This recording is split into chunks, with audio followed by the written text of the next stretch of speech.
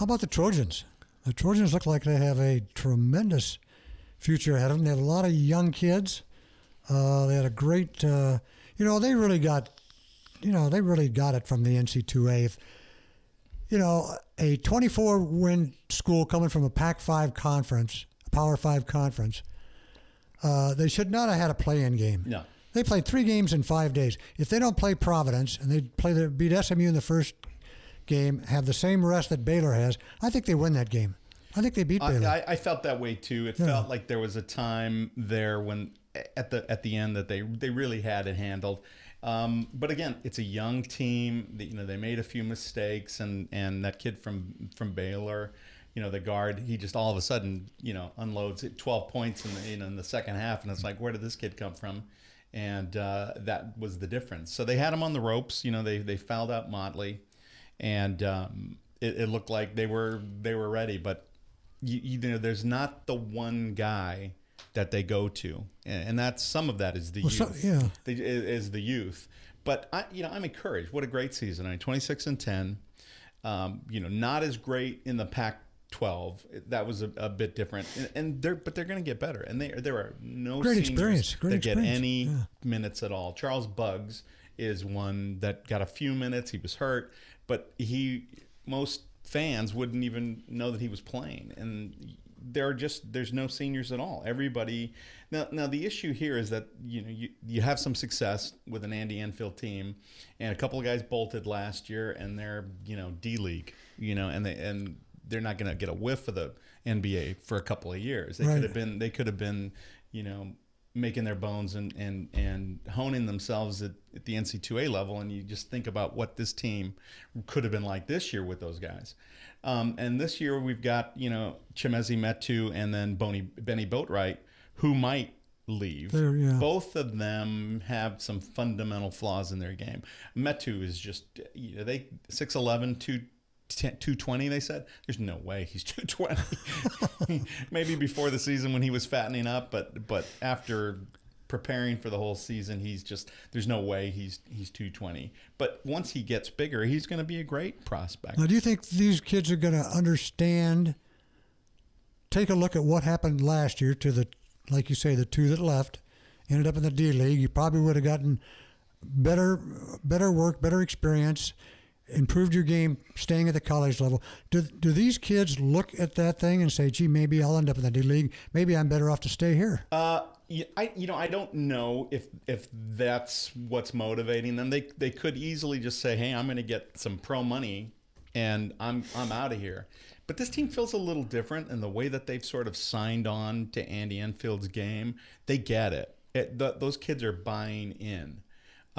They're part of the system, and I think they get it. My guess would be, and maybe some of this is wishful thinking, is that they're going to stay. But who knows? I think they're going to stay, and then that team's going to be loaded. And they're also getting in a couple of recruits. So you remember O'Bannon from UCLA, his son, is committed to USC. That must kill the old man.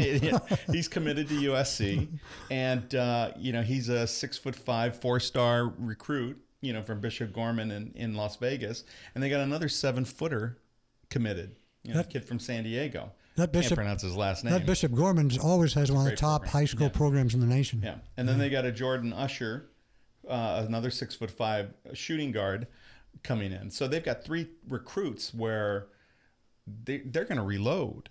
No seniors, and you look down the line at the guys who are getting minutes for the Trojans, and give me a minute here to get this. But so you've got Shaquan Aaron, who's a redshirt sophomore. He played a lot. Benny Boatwright's a sophomore. He'll be a junior. He might come out. I certainly don't think he will. And then there's Jonah Matthews, who's a true freshman. Jordan McLaughlin, their point guard, will be a senior, so he's a junior now. DeAnthony Melton, another great recruit. He was a true freshman. The Metu is a true sophomore. Rakosovic, a true freshman. Elijah Stewart, a junior. So they'll have 2 seniors on that team. That's a young team. That's great. And then with these recruits coming in, they might even get to redshirt the big guy, the 7-footer. Yeah, exactly. Unless Metu leaves, and then they wouldn't. But that team in Andy Enfield, 26 wins. as a Trojan fan, I couldn't be happier. He's really done. Yeah, the future looks great. No, it looks terrific. Plus, this year gave him great experience, especially the younger kids going to the NCAA, going through 3 games, seeing what it's all about, seeing what it takes to get there, seeing how you step to the next level.